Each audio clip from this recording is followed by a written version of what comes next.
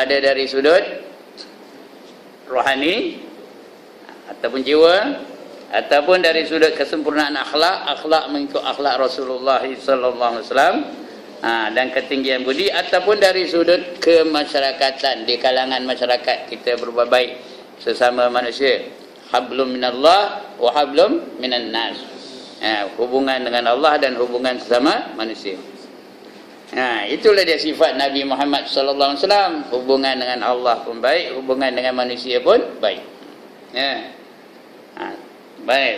Maka setelah dia ni sempurna menyediakan diri dia dalam semua aspek kehidupan, Muhammad Rasulullah sallallahu alaihi wasallam memulakan tugas dakwah mengikut arahan dan panduan serta asas-asas yang disampaikan oleh Allah melalui wahyunya. Jadi apa yang dibuat Nabi Muhammad tu bukan seronok-seronok, bukan suka-suka, bukan ciptaannya sendiri. Apa yang dibuat oleh Nabi Muhammad itu adalah menurut wahyu yang telah datangnya kepada dia dari Allah Subhanahu Wa Taala. Dia bercakap bukan seronok-seronok, bukan syok-syok aja. Dia bercakap pun menurut apa yang diwahyukan oleh Allah Subhanahu Wa Taala. Wa ma yantiqu 'anil hawa in huwa illa wahyun yuha, kata Allah. Dia tidak bercakap menurut hawa nafsunya, tetapi apa saja perkataannya adalah dari wahyu yang diwahyukan. Itu Rasulullah. Langkah pertama ialah seruan kepada kaum keluarganya. Itu sebab yang pertama memeluk Islam, yang pertama beriman kepada Allah ialah isterinya, iaitu siapa? Siti Khadijah. Itu orang yang pertama. Dia bermula dari keluarganya sendiri, bermula dari isterinya sendiri. Lepas itu baru sahabatnya Abu Bakar As-Siddiq. Kemudian baru sepupunya Ali bin Abi Talib. Ali bin Abi Talib. Kemudian anak angkatnya Zaid bin Harisah. Ini golongan manusia-manusia yang pertama yang memeluk agama Islam, yang beriman dengan Allah dan Rasul. Walaupun 4 orang aja, keempat-empat ini mewakili segenap aspek manusia. Khadijah walaupun seorang, tapi dia mewakili wanita-wanita pada ketika itu. Diwakili oleh Khadijah. Abu Bakar mewakili orang-orang dewasa di zaman itu. Ali mewakili remaja-remaja yang ada pada ketika itu. Dan Zaid bin Harisah mewakili kanak-kanak. Jadi 4 golongan itu ada implikasinya masing-masing. Itu dia orang yang pertama, orang-orang yang pertama yang menerima Islam. Jadi memulakan seperti keluarga dia. Seperti yang dijelaskan oleh ayat 214 sehingga 220 dalam surah Asy-Syu'ara. Itu ada. Nak tahu, semaklah surah Asy-Syu'ara tu. Kemudian diikut selepasnya dengan seruan atau dakwah secara terbuka kepada kaumnya seperti yang dijelaskan oleh ayat 94 hingga 99 surah Al-Hujurat. Inilah peringkat yang boleh disifatkan sebagai peringkat pengisytiharan dakwah Islamiah kepada seluruh kaumnya. Dia boleh cek ayat-ayat itu ya. Dakwah Muhammadiyah yang bersimpul dalam 3 perkara pokok. Dakwah Muhammadiyah, dakwah Nabi Muhammad tu dia bersimpul, terikat kepada 3 perkara. Ada 3 perkara. Yang pertama, ketulinan tauhid. Itu yang pertama. Betul, seruan Nabi itu serupa je. Mana-mana Nabi, mana-mana Rasul pun seruannya sama je. An-ni'budullah. Apa arti an-ni'budullah? Hendaklah kamu menyembah Allah. Semua Nabi, Nabi Muhammad sebelumnya pun, Nabi Musa, Nabi Isa, Nabi Harun, Nabi Idris, Nabi Ibrahim, Nabi Adam sekalipun. Seruan mereka kepada umat dia mesti an-ni'budullah. Itu yang pertama, tauhid. Yang kedua, wajtanibut taghut. Jangan kamu ataupun jauhilah kamu daripada menyembah taghut. Taghut itu apa? Apa saja yang menyesatkan, apa saja yang bukan menyembah Allah, itu namanya taghut. Yang menyebabkan seorang itu jadi sesat, yang menyebabkan seorang itu jadi fasik, yang menyebabkan seorang itu jadi kafir, yang menyebabkan seorang itu jadi zalim, itu namanya taghut. Ya. Jadi sembahlah kamu akan Allah dan jauhilah kamu akan taghut. Itulah dia perintah, itulah dia seruan bagi setiap rasul, setiap nabi. Itulah dia perintahnya. Itu 3 perkara. Yang pertama, ketulinan tauhid. Yang kedua, keikhlasan ibadah dan ubudiyah. Ibadah tu perbuatan, ubudiyah tu sifat dia, sifat mengabdikan diri kepada Allah Taala. Dan yang ketiga, kemuliaan akhlak dan ketinggian budi. Nabi Muhammad akhlaknya Allah pun puji. Wa innaka la'ala khuluqin azim, kata Allah ya. Sesungguhnya kamu wahai Muhammad memiliki akhlak yang sangat mulia, sangat agung. Ya, itu sebab Nabi Muhammad tu masa belum jadi nabi dah dia dah dapat gelaran yang baik. Apa gelarannya? Al-Amin. Gelaran Al-Amin tu bukan orang Islam yang bagi. Masa itu dia belum jadi nabi lagi. Yang bagi gelaran itu orang Quraisy, orang kafir.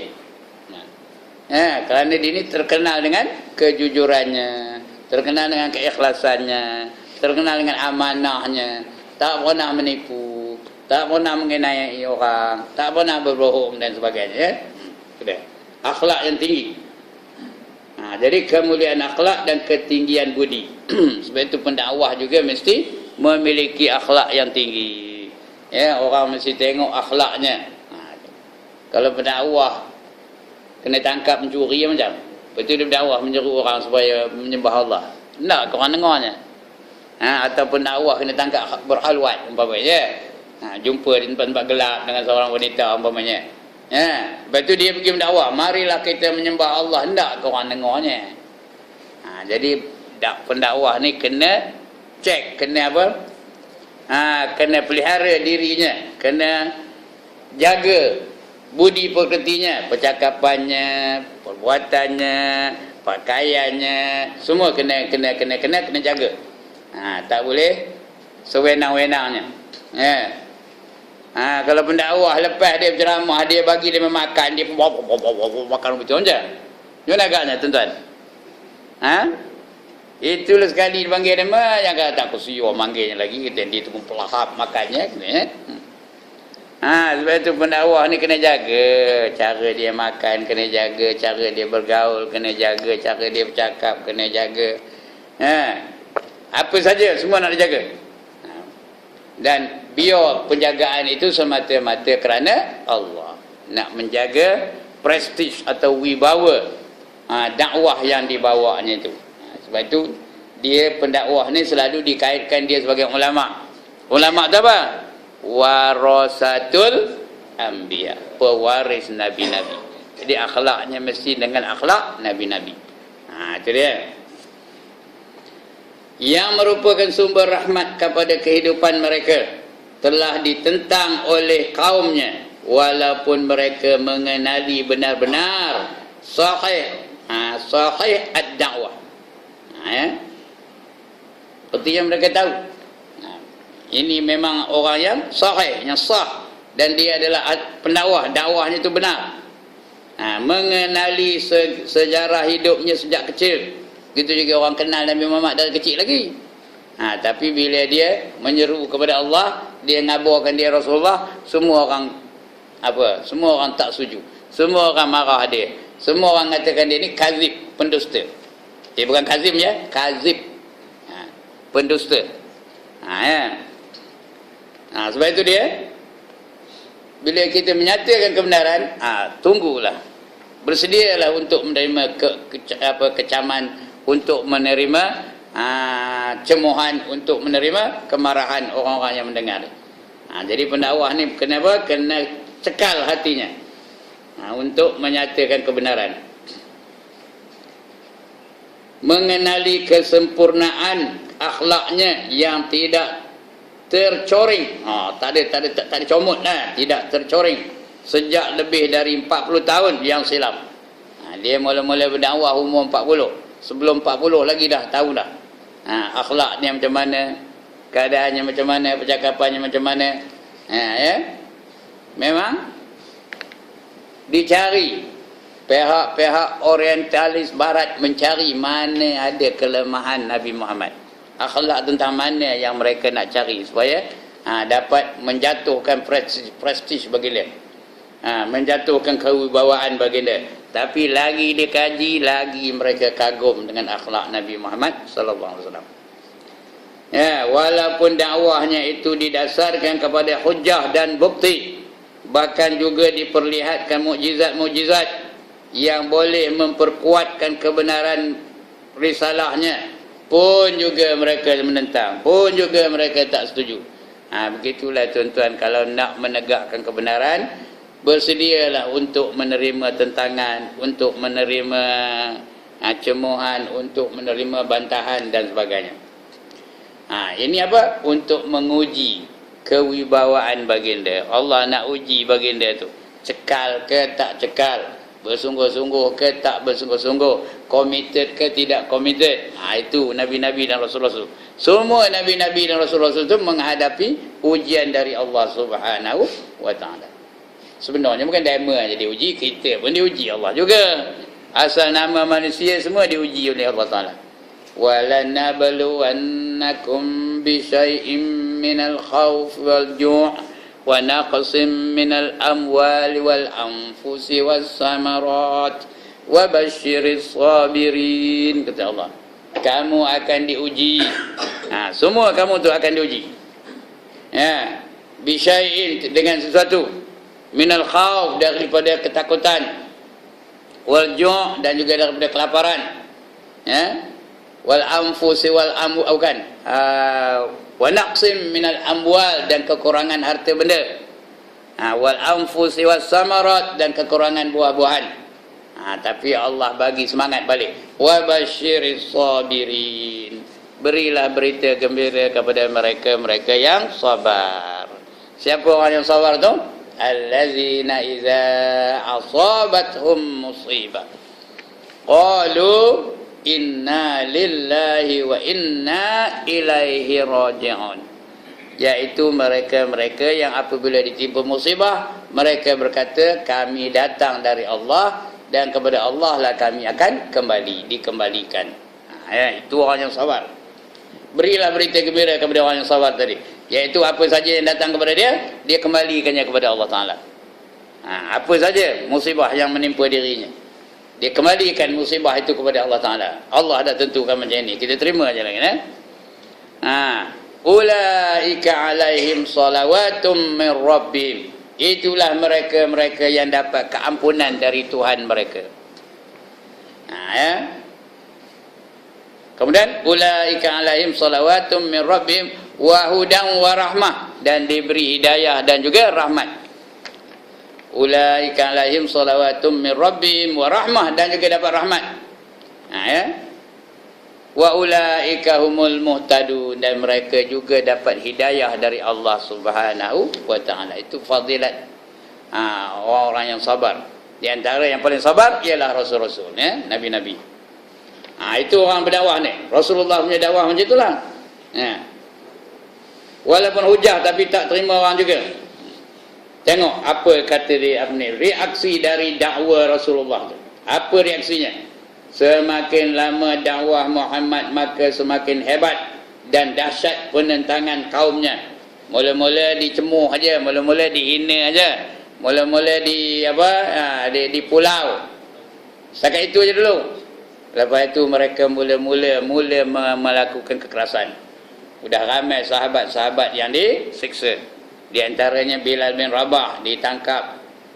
Kemudian diikat pada batu. Betul, dihentak dada tu dengan batu. Disuruh dia kembali kepada agama mula-mula. Dijemur di cahaya matahari pula tu. Pasal dia mengikut ajaran Nabi Muhammad sallallahu alaihi wasallam. Itu mula penentangan. Makin lama makin hebat, makin lama makin hebat, makin lama makin hebat. Begitu juga Yasir dibakar hidup-hidup. Isterinya Sumayyah juga dibakar hidup-hidup. Itu penentangan yang dihadapi oleh Nabi Muhammad apabila dia menyebarkan kebenaran. Kemudian di pulau. Tahu, di pulau. Berapa lama di pulau? 2 tahun lebih di pulau. Dia nak beli barang, dia tak jual pada dia. Ada barang mereka nak jual, dia tak nak beli. Dia nak kahwin ke anak saudara apa keluarga, dia nak kahwin dengan keluarga orang Quraisy tu tak boleh. Di pulau betul-betul lah. 2 tahun lamanya. Tak boleh berinteraksi, tak boleh bergaul, tak boleh berintegrasi dengan mereka. Kemudian tak makan juga. Masih lagi Islam tu berkembang. Makin lama makin ramai, makin lama makin ramai, makin lama makin ramai orang menerima Islam. Kemudian skup yang paling besar ialah ketika Umar Ibn Al-Khattab masuk Islam. Itu tahu ke skup? Tak tahu nama skup? SCOOP, skup kaum putih tu. Katanya apa? Apa keluarnya? Kemenangan lah, kemenangan yang paling jelas bagi Nabi Muhammad dan orang-orang dia ialah apabila Umar Ibn Al-Khattab masuk Islam. Itu penting. Ambilan yang paling besar lah. Skup tu kalau orang main judi lah, dia dapat semua sekali, habis, skor habis semua. Saya ni bukan pakar main judi pun ya. Tapi skup tu ketika itu ya. Kalau dia wartawan, skup tu dia dapat berita yang semua paling sensasi sekali. Itu namanya skup ya. Bila Umar masuk Islam, sudah heboh semua Mekah tu. Umar dah Islam, Umar dah Islam, Umar dah Islam. Heboh negeri Mekah. Macam kita hari ni lah, kalau mau Barack Obama tu masuk Islam, macam macam tuan-tuan. Skop dah tu. Itulah skop yang paling besar kalau mau Barack Obama masuk Islam. Ataupun Benjamin Netanyahu kalau mau masuk Islam, macam. Lagilah hebat ya. Ini yang nak masuk Islam siapa? Yang nak minta sedekah saja, datang ke masjid minta sedekah, datang ke surau minta sedekah, itu saja. Udahlah, tak jadi berita. Ini skopnya tu ialah apabila Umar Ibn Khattab masuk Islam. Baru heboh mereka. Lepas itu macam-macam usaha mereka nak menentang kemarahan Islam, tapi Islam tetap berkembang. Datang orang kaya Abdul Rahman bin Auf lagi masuk Islam, datang Osman bin Affan, datang lagi dan sebagainya. Banyaklah sahabat-sahabat ya. Lagi siapa lagi? Dengan Saidina Hamzah dan sebagainya. Itu dia. Makin lama makin ramai, makin lama makin ramai. Udah mula mereka melakukan kekerasan. Dihina, ditangkap, diseksa. Di mana sahabat-sahabat yang mereka dapat. Tak juga berjaya. Islam tetap juga berkembang, Islam tetap juga bertapak. Kemudian tak berjaya dengan itu, mereka gunakan rasuah pula. Nak rasuah Nabi, kamu Muhammad hentikanlah berdakwah menyeru manusia kepada agama kamu ni. Kalau kamu berhenti, kamu kabur je nak apa? Kami akan bagi. Kamu nak jadi orang kaya, kami akan kumpulkan emas seluruh Mekah ni. Kami akan longgokkan emas setinggi Bukit Uhud. Nampak? Bukit Uhud tu rendah ke tinggi? Tinggi. Longgokkan emas tu setinggi Bukit Uhud tu. Kalau kita belum tahu lagi ya. Ya tak? Sekarang ni boleh dah cakap aku tak siur pasal tak ada tawaran? Tak ada siapa yang nak menawarnya? Cuba kalau ada. Ustaz, henti je lah. Kata ustaz tu dah lama. Kata, betul? Kalau ustaz berhenti, kami bagi Lamborghini. Macam? Tuan-tuan? Lamborghini itu Mercedes tu koman katanya. Lamborghini. Tahu berapa harga Lamborghini? Bukan Lamborghini tahu. Lamborghini. Tahu berapa harganya? 3.3 juta ringgit RM. Itu harganya Lamborghini. Kami bagi Lamborghini ataupun Jaguar ataupun Ferrari. Itu semua hebat-hebatnya kata tu. Tak ada siapa yang offer. Siapa nak offer? Belum tahu lagi ya. Kami akan longgok. Diam Nabi Muhammad, tak jawab. Tak jawab. Oh, tak cukup ya, tak nak emas ya, tak nak dia kaya. Okeylah. Kamu tak nak itu, kami bagi kamu jadi apa? Rais Darun Nadwah. Jadi kamu nak pangkat ya, kami bagi kamu jadi Rais Darun Nadwah, pengerusi Parlimen Mekah. Masa itu Parlimen Mekah namanya Darun Nadwah. Kami jadikan kamu ni pengerusi. Nak tak nak? Perdana Menteri lah tu zaman itu. Siapa tak nak jadi Perdana Menteri Mekah? Angkat tangan. Susah kan jadi Perdana Menteri, jadi jawatan kuasa surau pun bertumbuk tahan. Ini kan pula jadi Perdana Menteri. Diam juga Nabi Muhammad. Oh tak cukup lagi Muhammad, kata dia. Okeylah kamu ndak apa, ndak perempuan. Oh itu lagi hetera. Lagi teruk nak ngilah je. Ndak perempuan, kamu pilihlah mana perempuan-perempuan yang kamu ndak di Mekah tu, kami akan serahkan kepada kamu. Nak seorang, nak berdua, nak 4, nak 10, kami akan bagi berapa banyak yang kamu ndak, kata. Nampak itu lagi terror, lagi hebat tawaran tu tau. Kita ni boleh tahan apa? Ngapa boleh tahan? Pasal tak ada siapa nak nawar je. Cuba kalau datang lenggok aja, lenggok kelama ke dekat, dari jauh dah senyum. Itu dekat. Udah dekat benar, abang Bahar kita macam apa? Abang Bahar. Mana buat itu ke ini? Mana-mana lah dua-dua. Gimana katanya? Pelantin ke biar tu. Ini pasal tak ada tawaran. Tapi apa jawab Nabi Muhammad? Apa jawab Nabi Muhammad? Kalau matahari kamu sembahkan kepada aku di sebelah kanan aku, dan atau bulan kamu sembahkan di sebelah kiri aku tetap akan meneruskan perjuangan aku sehingga aku menang atau sehingga aku mati. Itu dia jawab daripada Nabi Muhammad sallallahu alaihi wasallam. Begitulah komitednya Nabi Muhammad tu dengan perjuangannya. Macam mana tawaran pun dia tak menerima, dia akan teruskan juga perjuangan ini. Kenapa? Ini wahyu dari Allah Subhanahu wa taala. Dia mencari keredaan Allah, bukan mencari keredaan manusia. Sebab itu dia meneruskan juga perjuangannya. Kemudian datang pula. Ini usaha-usaha. Ini patutnya saya cerita ini bila hijrah ni, cerita hijrah ni. Tapi tak apalah. Ada pula lagi. Mereka datang untuk berkompromi. Tahu apa berarti kompromi? Tolak Ansor. Mereka datang. Ada satu rombongan, mereka diketuai oleh Rabi'ah bin Utbah bin Rabi'ah. Kalau dah terbalik saya tak ingat. Ngabur kepada Nabi Muhammad, mari kita berkompromi, mari kita bertolak Ansor. Kita ni bergaduh sama kita kerana ini tak guna. Mari kita bertolak Ansor, Hari ini kami dan orang-orang kami nyembah Tuhan kamu. Esok kamu dan orang-orang kamu nyembah Tuhan kami. Lusa kami dan orang-orang kami nyembah balik Tuhan kamu. Tulat kamu pula nyembah Tuhan kami. Tonggin kami nyembah Tuhan kamu. Berulat kamu pula nyembah Tuhan kami. Bukan berulat dulu, Tek Anjin ni. Berulat Tek Anjin, bukan berulat dulu, betul. Berulat betul, Tek Anjin. Tek Anjin kamu pula nyembah kami. Begitulah. Every alternate day. Hari ni aku nyembah kamu, esok kamu datang nyembah Tuhan aku, gitu. Apa? Tiap-tiap selang-selang sehari. Nabi Muhammad diam, tak jawab. Kerana tawaran itu agak menasabah.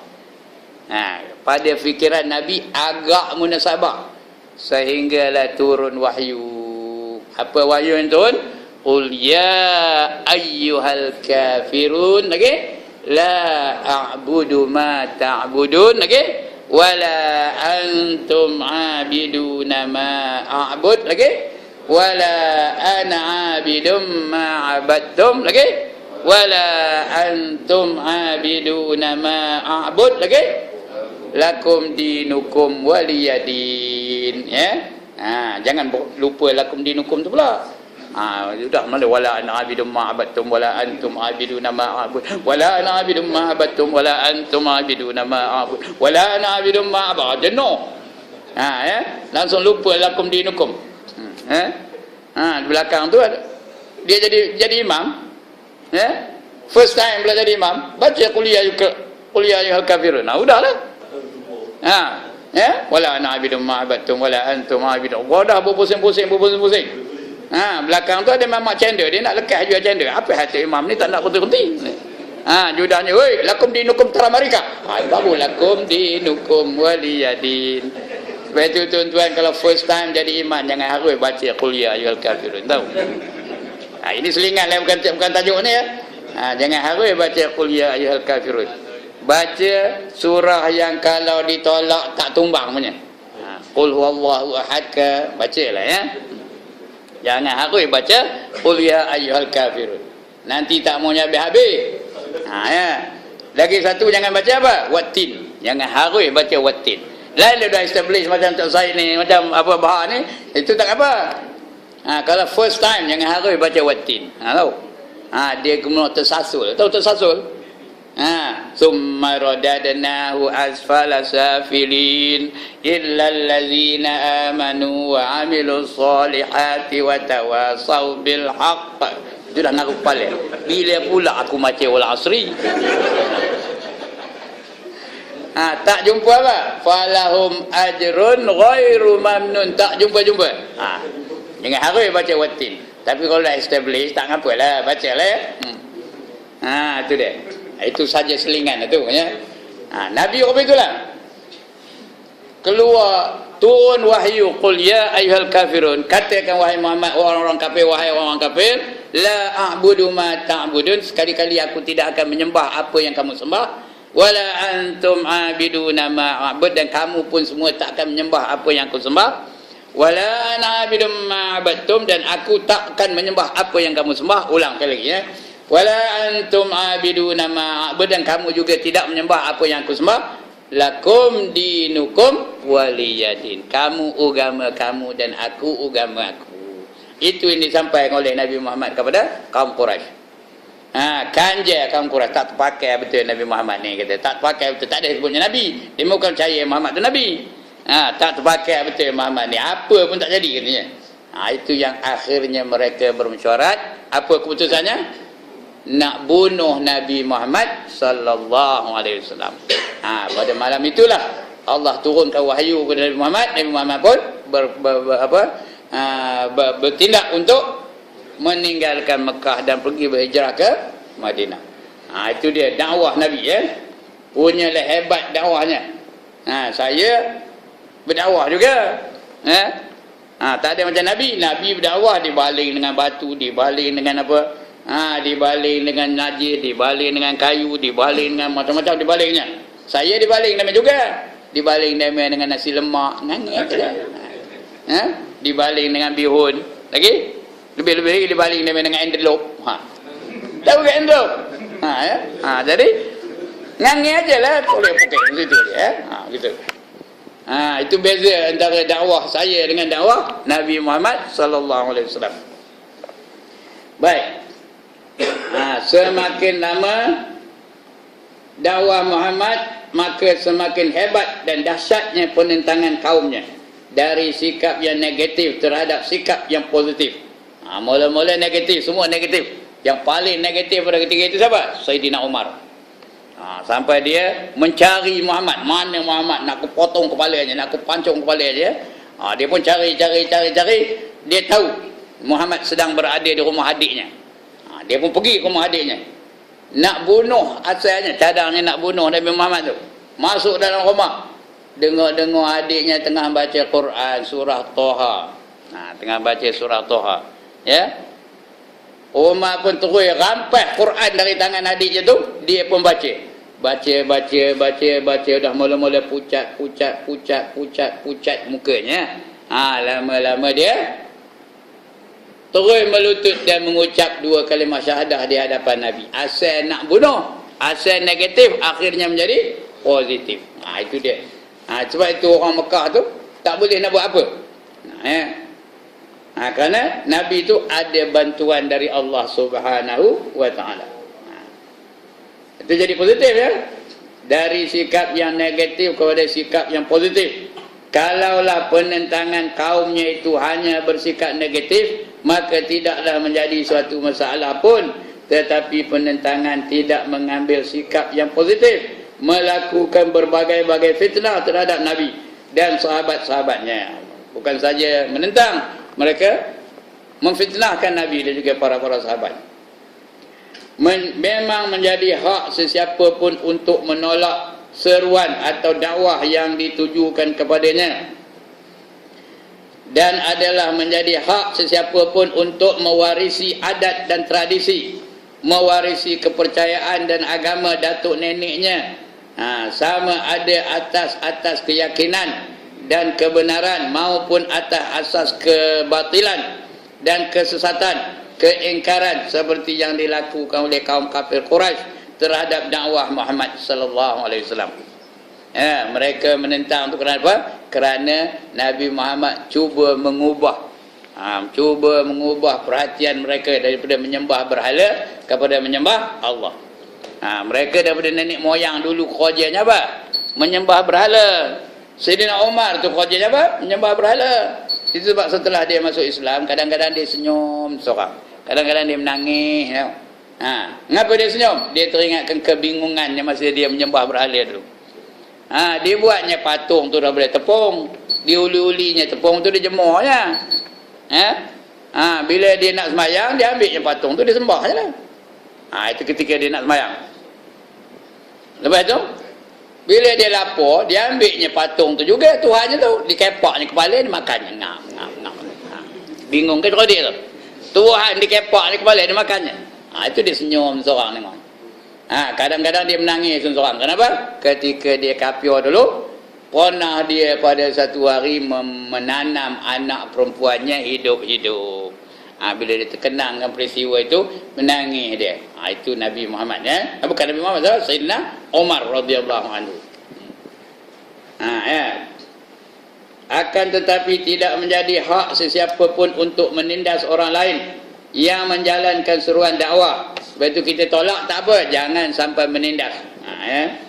Atau menghalang mereka dari menyampaikan kepada orang yang dengan kekuatan dan kekerasan, atau melakukan azab dan siksaan, menyiarkan fitnah dan ketakutan kepada orang yang menganuti seruan dan dakwah. Sebab itu kita kalau tak nak nerima dakwah, tak apa, jangan kita menentang, jangan kita melakukan kekerasan, jangan kita melakukan penginayaan bagi mereka-mereka yang menjalankan dakwah. Lebih-lebih lagi kalau dakwahnya itu adalah kebenaran. Jangan kita jadi penghalang daripada penyebaran kebenaran. Kita tak nak menerima, tak apalah. Macam saya ngajar ni, siapa tak nak dengar, tak apa, baliklah. Tapi jangan sampai fitnah. Ini ustaz ngajar ajaran sesat. Kalau ya tak apa, kalau tak ya jangan. Bahaya. Keluar berbagai-bagai fitnah, berbagai-bagai kata-kata nista, berbagai-bagai cara untuk menghalang kemarahan dakwah yang sebenar. Jangan jadi orang itu. Orang kafir Quraisy macam itulah. Kalau mereka setakat tak nak dengar, tak apa, tapi mereka melakukan berbagai-bagai perkara untuk menghalang kemarahan Islam. Sampai Nabi tengah semayang, ada yang baling najis, ada yang baling batu dan sebagainya. Dia pergi ke Taif, dibaling dengan batu, dibaling dengan kasut, dibaling dengan najis dan sebagainya. Itu yang tak boleh tu. Sejarah mencatatkan kisah penyiksaan kaum kafir Mekah sepertinya dilakukan ke atas Bilal. Ini dah saya cerita tadi, macam mana dilakukan kepada Bilal bin Rabah, seorang Habsyi. Dia itu hamba kepada Abu Sufyan. Abu Sufyan bila tahu aja Bilal tu dah memeluk Islam, menerima Muhammad, itu yang dia tu tangkapnya Bilal tu, diikatnya, dempuknya dengan batu dada tu, dia suruh dia kembali kepada apa? Sehinggalah Abu Bakar menyelamatkan Bilal tu dengan membayar harga Bilal tu. Dia beli Bilal tu daripada Abu Sufyan. Dia beli Bilal tu. Artinya Bilal tu bebas daripada menjadi hamba Abu Sufyan. Bila dia kembali kepada tangan Abu Bakar, maka dia dibebaskan oleh Abu Bakar. Kerana dia suaranya sedap, dijadikannya muazzin yang pertama di Mekah pada ketika itu. Sejarah mencatatkan penyiksaan kaum kafir Mekah sepertinya dilakukan ke atas Bilal, keluarga Ammar bin Yasir. Ammar pun keluarga Ammar tidak, Yasir itu dibunuh. Ibunya yang disula, ibunya pun Sumayyah begitu juga disula. Ayahnya yang dibutakan matanya, saudara-saudara dan dirinya sendiri diseksa dengan api. Banyak lagi contoh penindasan dan penyiksaan demikian. Betapa banyak hamba sahaya perempuan yang ditebus oleh Abu Bakar. Hamba sahaya perempuan tu kebanyakan ditebus oleh Abu Bakar ya. Untuk menyelamatkan mereka dari azab sengsara. Kerana hamba tu mereka boleh buat apa-apa lah terhadap hamba ya. Kamu jangan masuk kata, tapi hamba tu nak masuk juga Islam. Jadi Abu Bakar tu terpaksa menggunakan harta kekayaannya untuk menebus hamba-hamba tu. Di antaranya Hamamah ibu Bilal. Hamamah namanya, mak kepada Bilal. Ummu Ubaish. Lalu Zunairah Al-Nadiyah dan anak perempuannya Jariyah Bani Adi, yang diseksa oleh Umar. Yang menyeksa siapa? Umar. Tapi Umar sebelum masuk Islam. Kerana Umar ketika itu benci benar dengan Muhammad, marah benar dengan Islam. Sampai dia bercerita hari, jangan ada siapa usik Muhammad. Darahnya aku punya, aku yang nak mancung dia, ini pedang nak mancung dia, jangan siapa-siapa usik. Umar masa itu something besar tau, tak ada siapa yang berani menentang dia. Aku yang nak bunuhnya katanya. Jadi tak ada orang usik dia. Kerana nak naruh Muhammad tu kepada siapa? Kepada Umar Ibnul Khattab. Sebelum memeluk Islam. Kemudian oleh kerana tindasan dan penyiksaan itu tidak memberi kesan dan tidak menghasilkan tujuan, kaum kafir Quraisy bahkan semakin memberikan nilai ketinggian dan kemuliaan akidah, semakin memberikan nilai-nilai kesucian. Akidah pun makin lama makin suci, makin lama makin suci, makin lama makin mantap, makin lama makin mantap. Semakin memberikan nilai-nilai kesucian dan kedudukan iman, kedudukan iman kepada orang-orang yang beriman. Seterusnya semakin menambahkan kekukuhan hati. Hati itu makin lama makin kukuh, makin lama makin kukuh. Dan ketabahan jiwa untuk menghadapi apa jua kemungkinan demi untuk memelihara akidah dan imannya. Maka orang-orang kafir Quraisy telah mengambil tindakan lebih besar dan lebih hebat. Apa saja tindakan orang kafir itu, mereka tetap akan menahannya dengan sempurna. Iman makin lama makin kuat, makin lama makin kuat. Apa yang tak dibuat orang kafir itu, semua dibuatnya. Dikacau mereka, kemudian diugut mereka, dihina mereka, dirasuah pun ada. Kemudian diajak berkompromi dan sebagainya. Tapi orang Islam tetap beriman, tetap mempertahankan imannya. Makin lama makin kukuh, makin lama makin kuat, makin lama makin committed mereka terhadap Islam. Jadi penentangan pun itu juga makin lama makin hebat, makin lama makin hebat. Mereka telah mengikat perjanjian untuk mengenakan permulaan ekonomi, pemulauan ekonomi. Itu belum bentuk fizikal lagi, baru bentuk ekonomi baru. Untuk mengenakan pemulauan ekonomi dan sosial terhadap Rasul dan sahabat-sahabatnya, serta juga suku kaum Bani Abdul Manaf. Rasulullah ni keturunan daripada Abdul Manaf yang sentiasa membela Rasulullah. Jadi dipulau mereka. Ini dah saya cerita tadi. Pemulauan berlaku terhadap Nabi Muhammad dan pengikut-pengikutnya selama hampir 3 tahun. Saya kata 2 tahun, rupanya 3 tahun. Sorry lah, salah informasi. 3 tahun kaum muslimin menghadapi pemulauan ekonomi yang sangat dahsyat. Nak beli barang tak bagi dia, nak jual barang pada mereka, mereka tak nak beli. Nak interaksi tak boleh. Kahwin-kahwin tak ada, no way. Tak ada lagi nak interaksi, tak ada lagi integrasi, tak ada. Dipulau betul-betul. Sehingga ada yang terpaksa memakan daun-daun kayu, nampak tu. Kerana tak ada makanan. Dalam keadaan yang demikian itu pun Rasulullah tidak melakukan sedikit taksir, tak ada kesilapan. Kerana Rasulullah itu semua gerak-gerinya, perkataannya adalah wahyu dari Allah Ta'ala.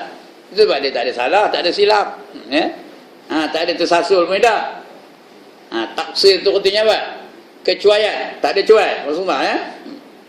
Dalam menjalankan seruan dan dakwahnya kepada kaum dan bangsa Arab, terutama pada setiap musim haji.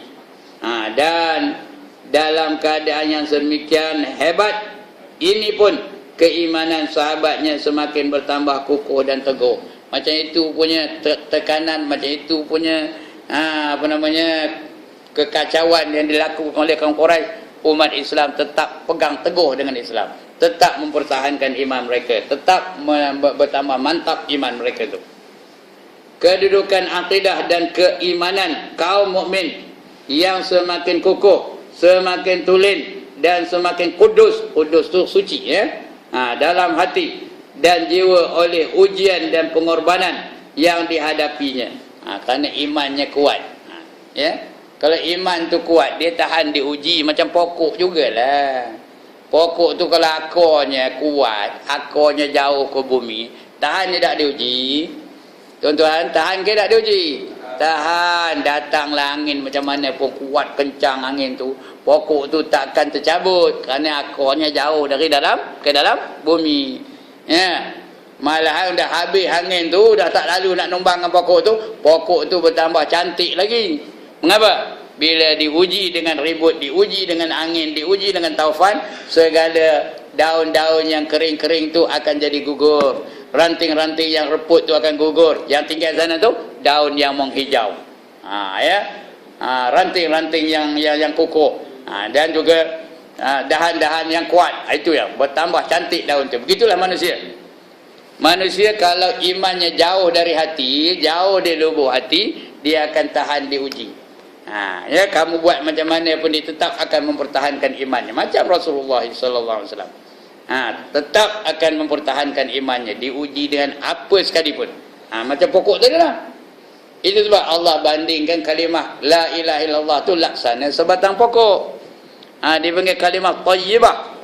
Ya, kalau betul la ilaha illallah tu datang dari lubuk hatinya, ya, jauh dari hatinya, dia tahan diuji. Lantaklah kamu nak rasuahkan dia, tetap pegang kepada la ilaha illallah. Lantaklah kamu nak hina dia, tetap pegang la ilaha illallah. Ya? Lantaklah kamu nak buat macam mana pun dia tetap berpegang pada kalimah la ilaha illallah. Kerana apa?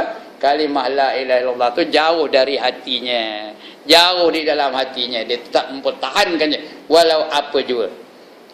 Tapi kalau kalimah la ilaha illallah tu hanya di otak aja, tak sampai ke hati, maka dia mudah aja goncang, mudah aja tercabut, mudah aja terbang dengan oleh angin. Kenapa? Kerana dia bukan datang dari jauh dari lubuk hati. Macam pokok tadilah. Kalau pokok tu akarnya hanya di permukaan bumi, tak payah taufan, tak payah ribut. Angin sikit aja macam tumlah pokok tu. Macam gitulah juga iman. Jadi kalau kita sebut la ilaha illallah, la ilaha illallah, kalau betul-betul datang dari hati, kita akan menjadi manusia yang baik, manusia yang beriman, manusia yang berguna, manusia yang beri manfaat kepada manusia yang lain. Tapi kalau bukan datang dari lubuk hati je, hanya di permukaan hati aja, dia akan apa? Akan tak dapat mempertahankan imannya. Ya, macam orang pergi nuri tahlil aja lah. Dia bukan datang dari hati. Dia la ilaha illallah, la ilaha illallah. Betul la ilaha illallah, nasi ke pulut. La ilaha illallah, la ilaha illallah. Jangan-jangan waktu canai aja kot. La ilaha illallah, la ilaha illallah. Waktu canai boleh tahan. Jangan-jangan biskut mayat aja kot. La ilaha illallah. Tahu kena main biskut mayat? Kenapa? Iman tu bukan datang dari lubuk hati, hanya di mulut saja. Jadi apa dapat? Dapat pulut ajalah, dapat biskut mayat ajalah. Jadi biar dia betul-betul dari hati. Kita sebut asyhadu an la ilaha illallah tengah sembahyang tadi ya. Wa asyhadu anna Muhammadar Rasulullah. Biar dia dari hati betul-betul. Aku menyaksikan tiada Tuhan yang aku sembah melainkan selain Allah. Allah saja aku nak sembah. Aku tak tunduk kepada siapa, hanya kepada Allah saja.